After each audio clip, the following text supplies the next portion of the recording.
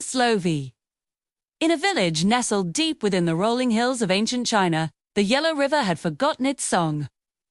Where it once flowed with life-giving water, there was now only a cracked, dusty riverbed.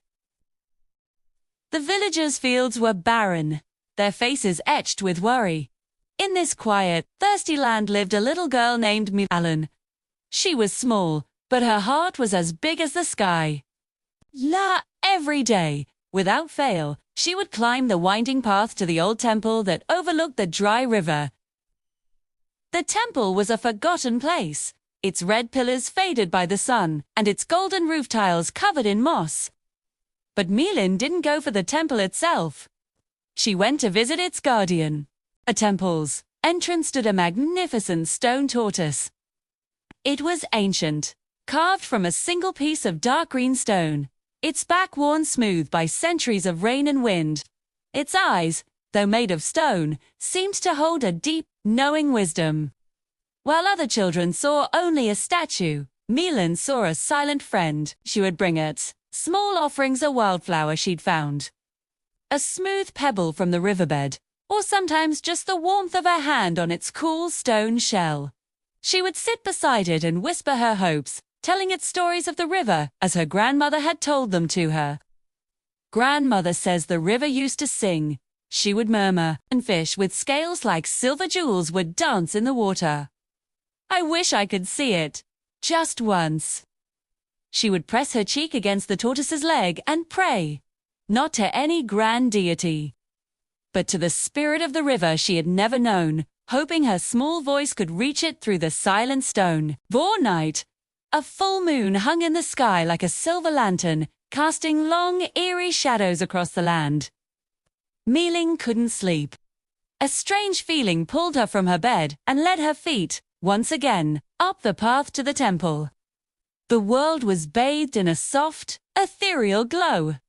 As she approached the stone tortoise, she saw something incredible. Its stone eyes were shimmering, glowing with a soft, internal light. Millen froze, her heart thumping in her chest like a drum. Then, a voice echoed, not in the air, but directly in her mind. It was a voice as old as the mountains, deep and slow.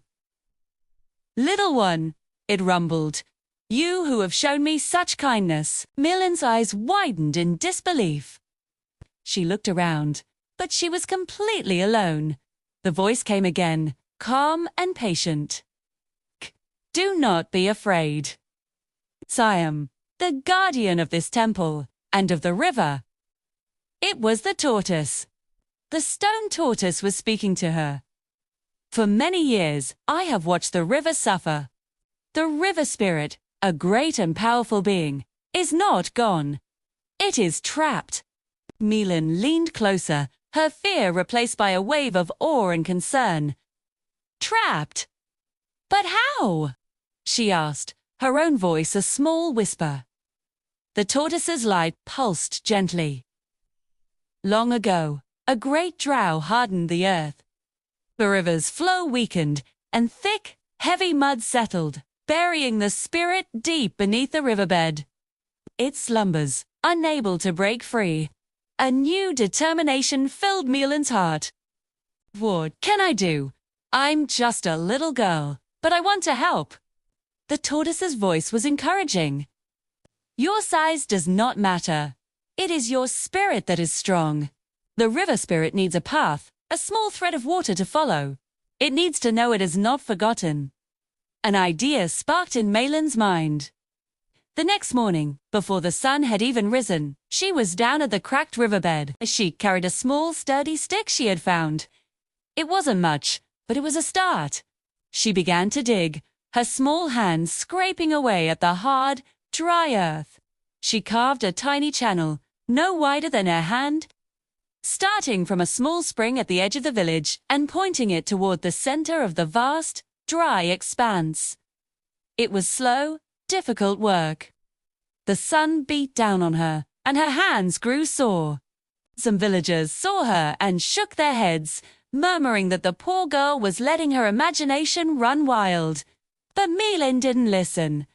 Every day, She returned, her little channel growing longer, inch by patient inch. She was driven by the memory of the tortoise's voice and the hope of a singing river. Days turned into weeks. Her small channel was now a long, winding line in the dirt.